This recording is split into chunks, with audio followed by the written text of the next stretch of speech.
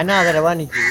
அதுக்கு வச்சா புண்ணியம் தான். அதுக்கு யார் வைக்க போறோம்? ஒரு குடும்பத்துக்கு பிடிக்கிற அளவுக்கு நீங்க வாழ்ந்துருக்கீங்க. இப்பயும் அப்படித்தான். ஆனா இப்ப இப்படி சொல்லுங்க பாப்போம். கையில கைபேசியை கொடுக்குறார்கள். பசிக்குதுங்க சாப்பாடு பண்ணலாம்னு பாக்குறோம்.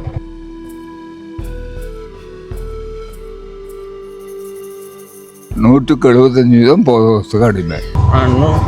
வீடுகள் நல்ல நெருக்கமா இருக்குது. வெளிநாட்டு காசு வர்றதால எங்களை காப்பாற்றிட்டு போகுது.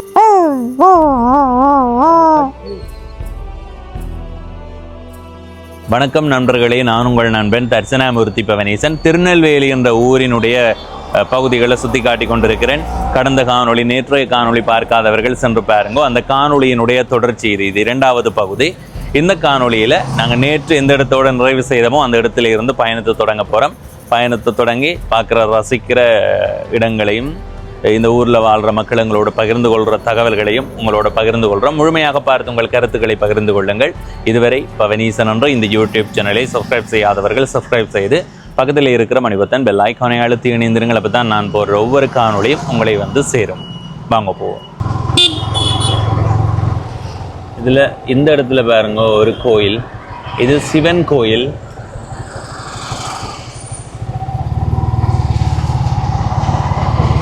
இந்த சிவன் கோயிலை சுற்றி கொண்டு வருவோம். திருநெல்வேலி தான், ஆனால் மேற்குக்குள்ளே வரதானே தெரியல. இப்படி திருநெல்வேலியை சுற்றி காட்டிக்க இந்த கோயிலை காட்டாமல் போக முடியாது. அதால் காட்டிக்கொண்டு அப்படியே அடுத்த கட்டமாக போவோம். சரியா? எனக்கு தெரிஞ்சு இது வரைக்கும் ஒரு கிலோமீட்டர் கூட வந்திருக்க மாட்டேன். ஆனால் இது 4வது கோயில், பெரிய கோயில், சிவசக்தி சமூக நிலையம்.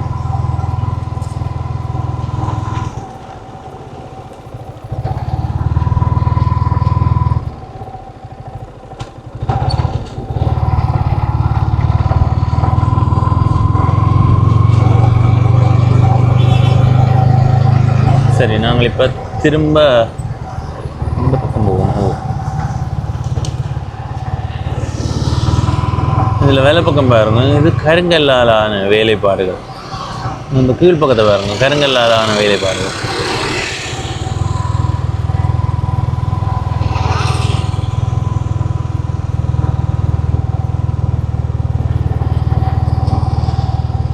திருநெல்வேலியில் இருக்கிற அடுத்த கோயில் இது. இந்த வீதிக்கு இந்த பக்கமாகவே இருக்குது. திருநெல்வேலி அருள்மிகு ஸ்ரீ முத்துமாரியம்மன் தேவஸ்தானம் என்று எழுதியிருக்கு. இந்த தேவஸ்தானம் என்ற சொல் எங்கே இருந்து வந்தேன்னு எனக்கு தெரியல. இதுதான் கூடுதலாக இப்போ பயன்படுத்தப்படுற சொல். சரியா? இந்த கோயிலையும் சுற்றி கொண்டு தான் போக போகிறேன். சுத்தமாக போக மாட்டோம். ஒரு வளத்துக்கு சுத்தோணும்ன்றதால திரும்ப இந்த பக்கம் வந்திருக்கிறேன். வாகன போக்குவரத்து அதிகமாக இருக்குதடா, திருப்பூமடா, இதுக்குள்ள போகுமடா.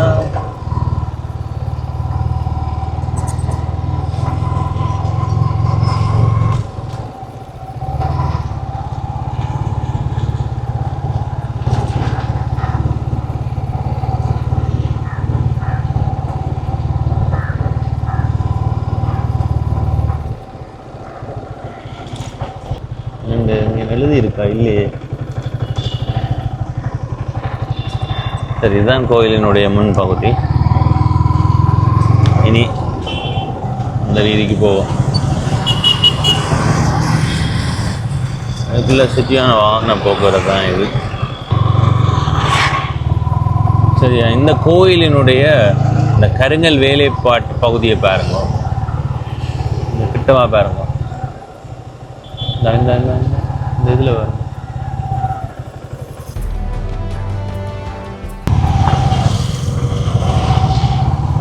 அப்படி இருக்கு. சரி, இனி நேராக போவோம்.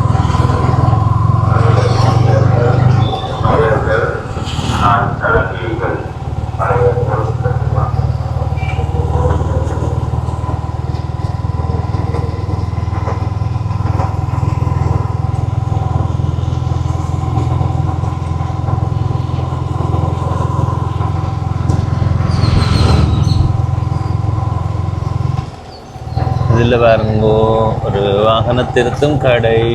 இதுக்குள்ளே 2-3 வாகன திருத்தும் கடை இருக்குது. சரி, நேரவே போவோம். இது நேர போனால் யாழ்ப்பாணம் பலாலி பிரதான வீதியில் வரலாம். நாங்கள் சந்தி வரைக்கும் போய் திரும்பத்தான் வரணும். திரும்ப வந்து தான் குறுக்கால போக போகிறோம்.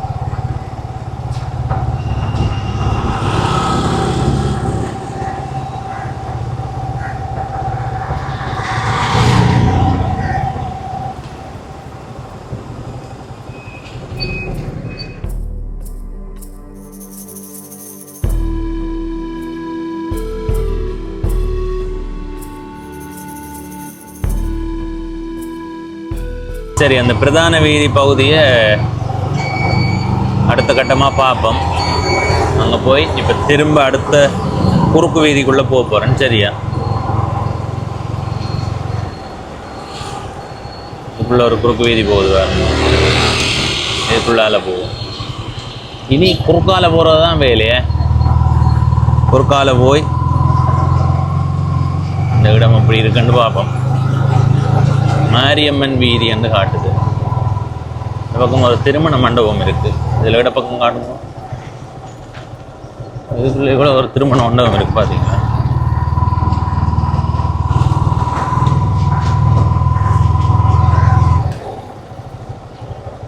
ஐயா, எவிடம் இது? நாங்கள் இப்படி சுற்றி பார்ப்போம் வந்து நாங்கள் பசிக்குது, எங்கே சாப்பாடு பண்ணலாம்னு பார்க்குறோம். இல்லை, எங்களுக்கு இலவசமாக வேணும். புதுசாக இது தர மாட்டீங்களா? ஆ, எங்களையும் ஒரு நாய்க்குட்டியை நினைச்சு தாங்க வேணும்.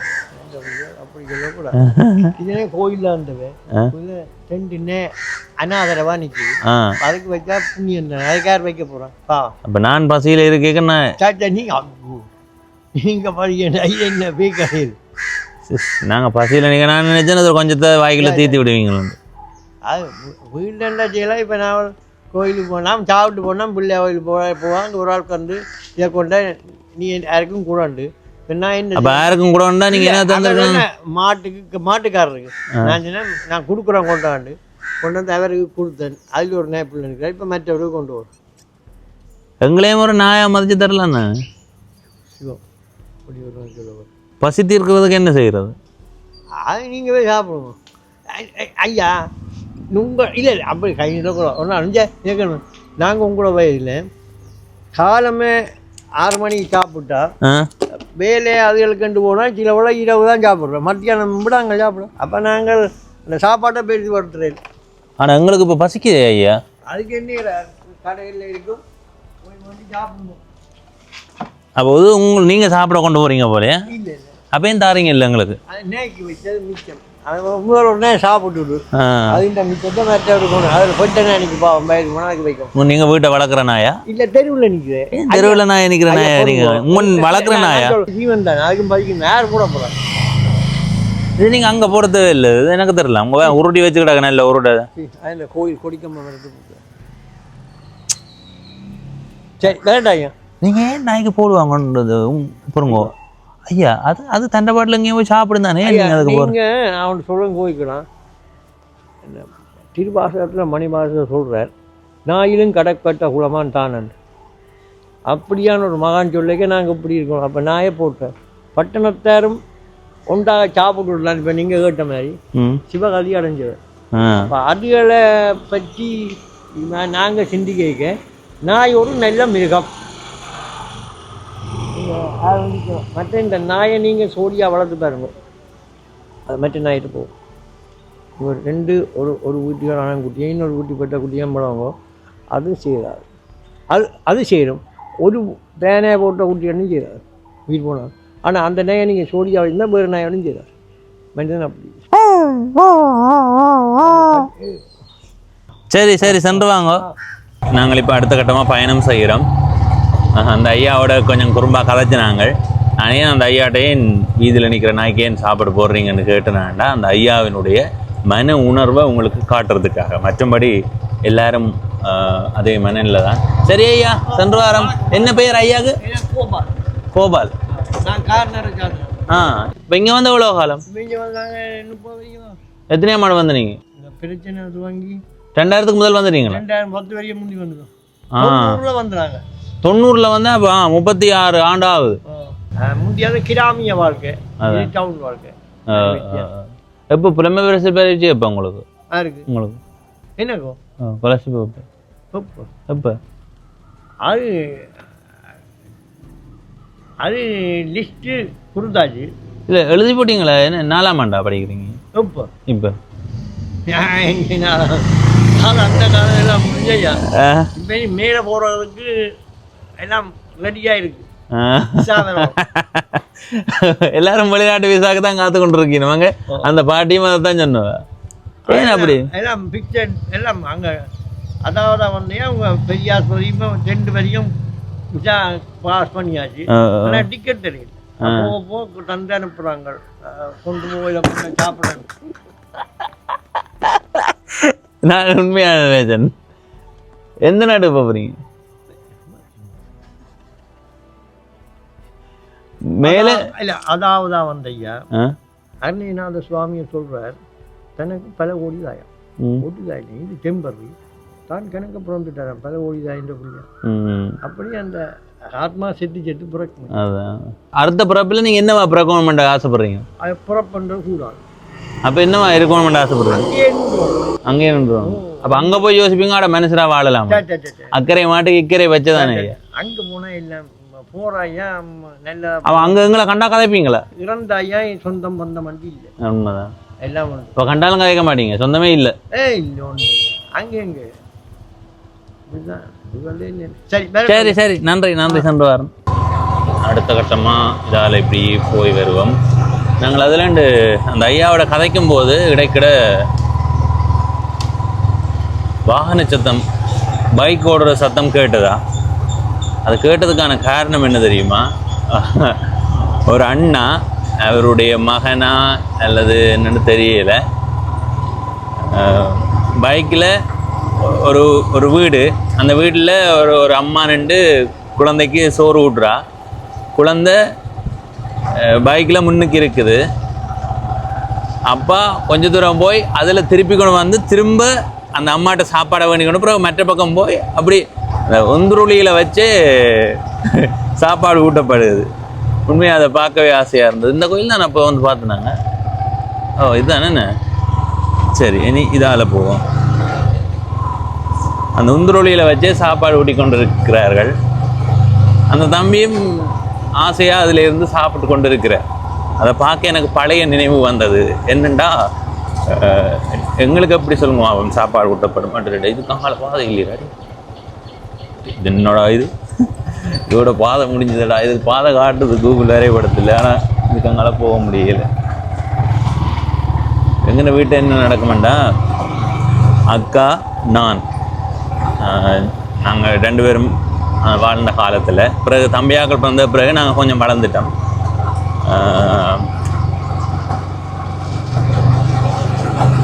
என்ன நடக்குமெண்டா, சாப்பாடு இருக்குல்ல, சாப்பாடை அம்மா முன்னுக்கு இருந்து தீத்துவா. சரியா, நாங்கள் என்ன செய்கிறோம்டா, அந்த மண் வீடு இருந்தது எங்கள் வீட்டு, அந்த சமையலுக்காக ஒரு மண் வீடு மாதிரி இருந்தது. அம்மா முன் வாசலில் இருந்து தீத்துவா. அப்போ நான் இதில் இப்போ நாங்கள் வரைக்க அந்த அண்ணா அந்த சின்ன பிள்ளையோட வந்து போகிறார். உண்மையாக அதை பார்க்க ஆசையாக இருந்தது.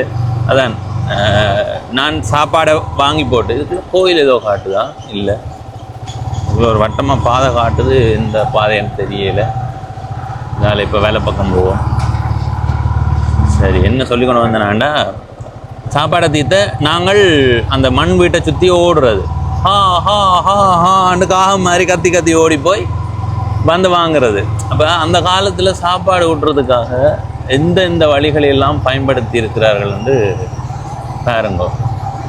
ஆனால் இப்போ இப்படி சொல்லுங்க, அப்போ கையில் கைபேசியை கொடுக்குறார்கள். ஆனால் உண்மையிலேயே அந்த பைக்கில் தம்பிக்கு சாப்பாடு தீத்தி கொண்டிருக்கிற அந்த அண்ணாவுக்கும் அக்காவுக்கும் உண்மையிலேயே வாழ்த்துக்கள். ஏனெண்டா, பிள்ளைகளுக்கு கையடக்க தொலைபேசியை கொடுத்து அடிமையாக்கக்கூடாது. ஏன்னா நிறைய பிள்ளைகள் வந்து இந்த கையடக்க தொலைபேசிக்கு அடிமையாகி கதைக்கிறதுக்கான ஆர்வத்தையே காட்டாத அளவுக்கு வந்துட்டார்கள்.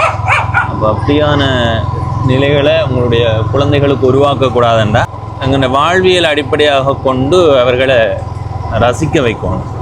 சரி, இப்படி நேராக போனால் இன்னொரு கோயில் வருது. நாங்கள் அங்கே போகையில் இதில் இடப்பக்கம் பாருங்கள், இந்த மதிலூடாக நிறைய கொடி படர்ந்து வடிவாக இருக்குது பார்க்க. இதுக்குள்ள நிறைய தாவரம் அப்படின்னு இந்த இதால் அப்படி உள்ளுக்கு பாருங்க உங்க பாருங்க. ஆமா எப்படி வழியா இருக்கு என்ன.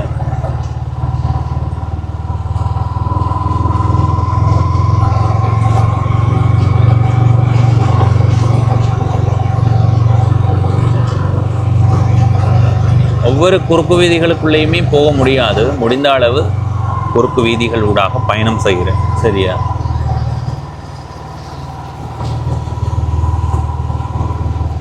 வேலை பக்கம் போனால் நாங்கள் அந்த இதுதானே இந்த கோயில் காட்டினாங்களோ. சரி, நாங்கள் இப்போ இந்த வீதியால் போவோம். இந்த வீட்டை பார்த்தீங்களா நல்ல வழியாக இருக்குது. மதில் அமைப்பு நல்லா இருக்குது.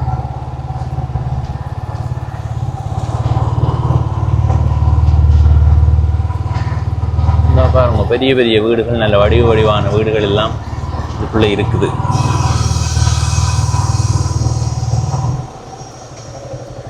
இதுக்குள்ளால போயிடுவோம். நம்ம தான் போகணும். அதுக்கு முதல் இதுக்குள்ளால போய் வருவோமே.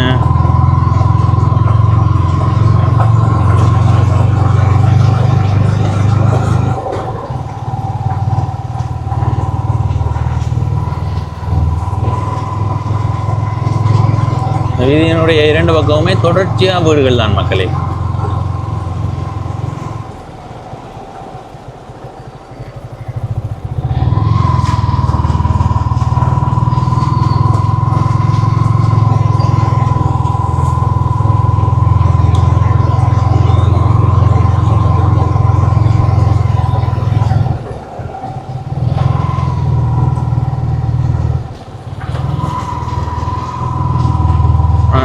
நிறைய வீடுகள் நல்ல நெருக்கமாக இருக்குது.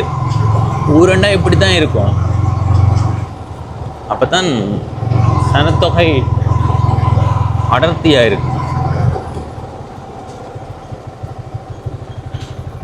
இதால் இடப்பக்கம் போனால் அந்த பார்த்த கோயிலடிக்கு போகலாம். இதால் போனால் யாழ்ப்பாணம் பலாலி பிரதான வீதிக்கு போகலாம். ஆனால் நாங்கள் சரி கொஞ்சம் தூரம் போய் வருவோம். நாங்கள் கொஞ்சம் தூரம் போய் வந்தால் என்ன.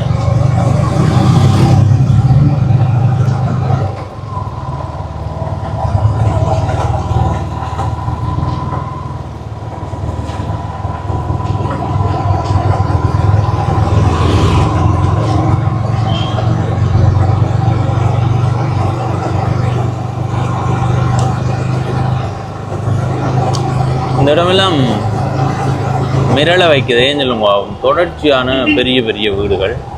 யாழ்ப்பாணம் பலாலி பிரதான வீதிக்கு வந்துட்டோம். ஆனால் அங்கே போகையில் இதாலேயும் இப்போ திருப்பி கொண்டு தான் போக போகிறோம்.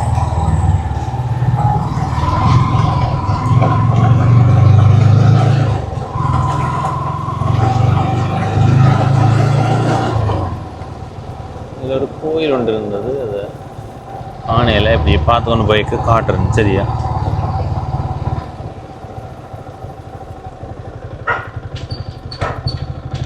அதில் போய் திருப்பி கொண்டு வருவோம். ஒரு கோயில் இருக்குது. எனக்கு தெரிஞ்சு நிறைய கோயில்கள் இதுக்குள்ளே இருக்குது. பெரிய கோயில்களே 7-8 கோயில்கள் இருக்குது. திருநெல்வேலி அருள்மிகு ஐயனார் தேவஸ்தானம்.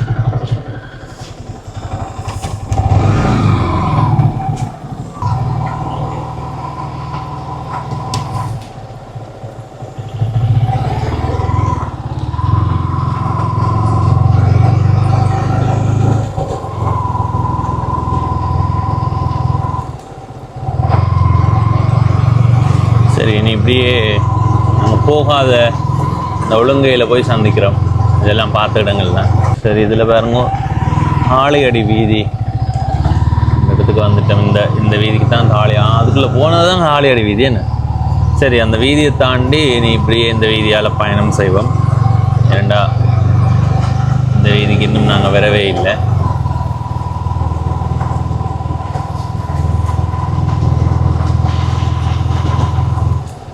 மாடு இந்த மாட்டையும் பாருங்க. பெரிய மாடு, பெரிய இந்த மாடுகள்.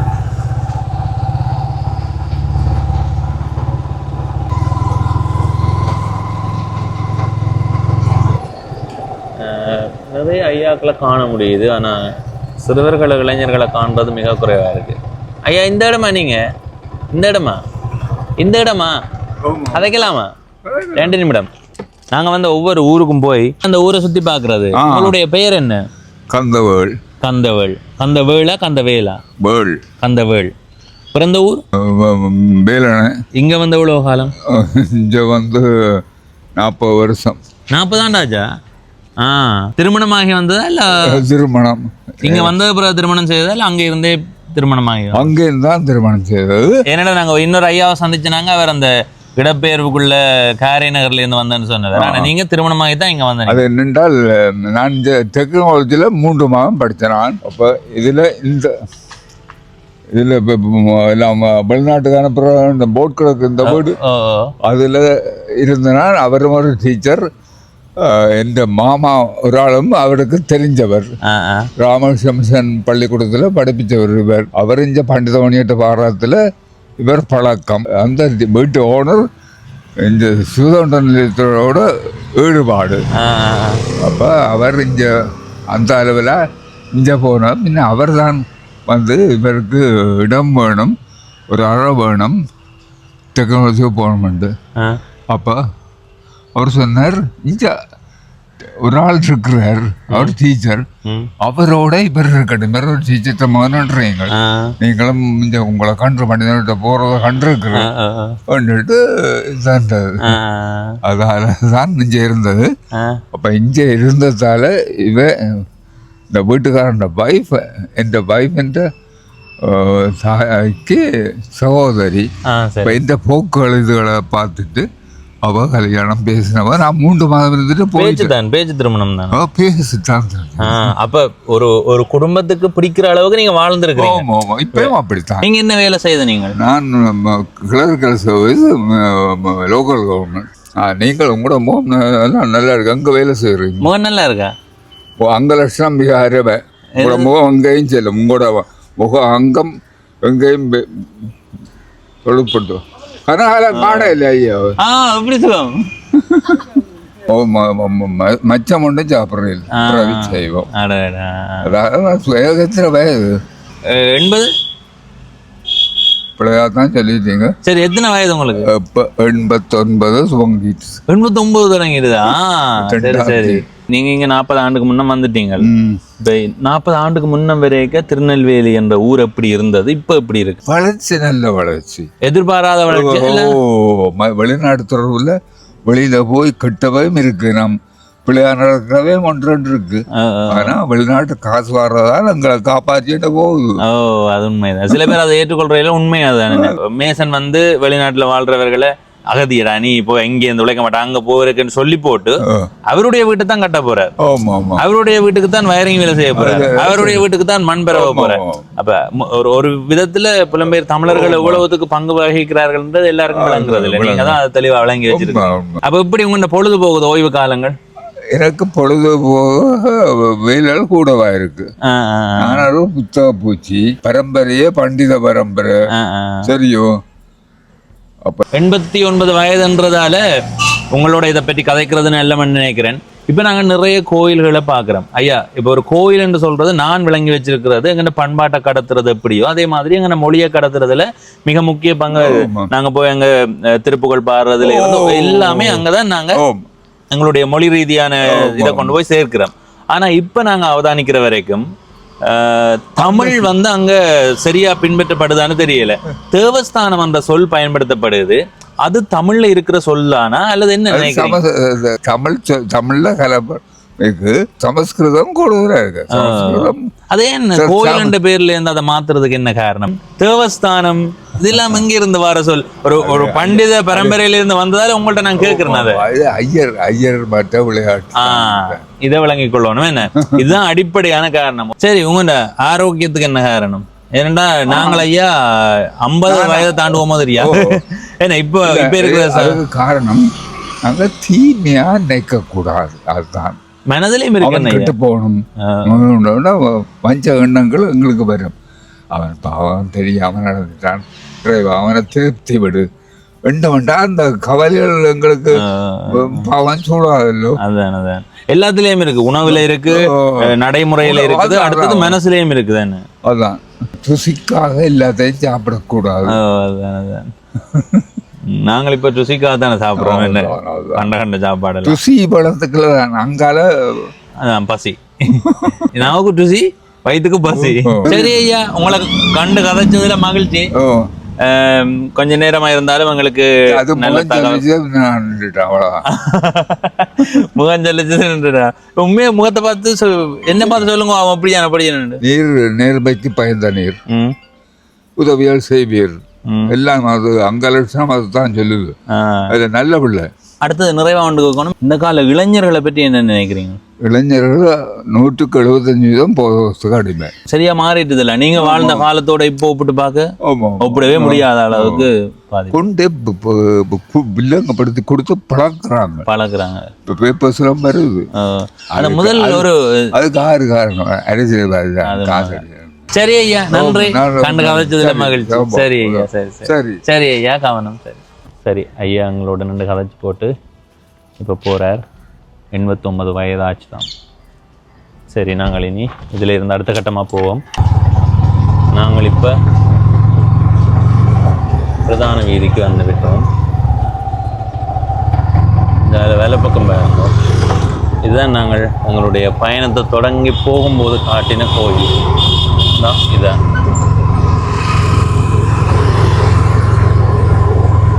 இதுதான் அந்த கோயில். சரி, இப்போ இந்த காணொளியில் இருந்து விடைபெற போகிறோம்.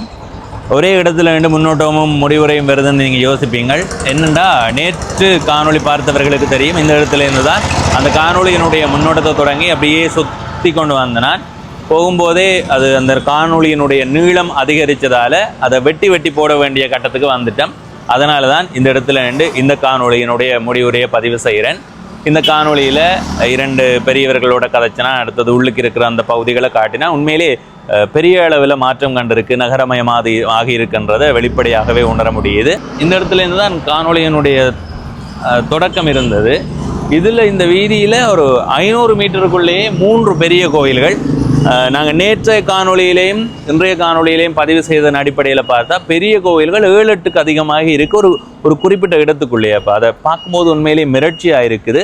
அதை விட கோயில்களுக்கு முக்கியத்துவம் கொடுக்குற மாதிரி எங்களுடைய நாட்டில் தொழில் அபிவிருத்திகளை மேற்கொள்கிற மாதிரி, தொழில் ரீதியான முயற்சிகளை மேற்கொள்கிற மாதிரியான செயற்பாடுகளை எல்லாரும் சேர்ந்து முன்னெடுக்கணும். அப்போ தான் எங்களுடைய நாடு வளம் பெறும். இன்றைக்கு புலம்பெயர் நாடுகளில் இருந்து பணம் வார மாதிரி 50 ஆண்டுக்கு பிறகு வராமல் இருந்தாலும் புலம்பெயர் தமிழர்களால் உருவாக்கப்பட்ட தொழில் நிறுவனங்கள், தொழிற்சாலைகள் இந்த கோயில்களை புனரமைக்கிறதுக்கான பணத்தை கொடுக்கும். அப்படி இல்லாமல் கோயில்களை மட்டுமே கவனித்து கொண்டிருந்தால் எதிர்காலத்தில் நீங்கள் கட்டிய கோவில்களை பராமரிக்க முடியாமல் எதிர்கால சந்ததி தடுமாறும்ன்றதை நீங்கள் அடிப்படையில் மனதில் வச்சுக்கொள்ளணும்ன்றதை இந்த இடத்த பதிவு செய்து கொள்கிறேன். அடுத்தது, கோயில்களுக்கு பேர் வைக்கும்போது தயவு செய்து நல்ல பேராக வையுங்கோ. தேவஸ்தானம் என்று சொல்லலாம் எங்கே இருந்து கொண்டு வாரீங்கள், எங்கே இருந்து வருதுன்றே தெரியல. எனவே இன்றைய இந்த காணொளியை பார்த்த உங்களுக்கு நன்றிகள். திருநெல்வேலியினுடைய எஞ்சிய பகுதிகளை இனி வரும் நாட்களில் நான் பதிவு செய்வேன். இப்போ இந்த காணொளியில் இருந்து விடைபெறுகிறேன். இதுவரை பவனீசன் என்ற இந்த யூடியூப் சேனலை சப்ஸ்கிரைப் செய்யாதவர்கள் சப்ஸ்கிரைப் செய்து பக்கத்தில் இருக்கிற மணிபொத்தன் பெல் ஐக்கானை அழுத்தி இணைந்திருங்கள். அப்போ தான் நான் போடுற ஒவ்வொரு காணொளியும் உங்களை வந்து சேரும்.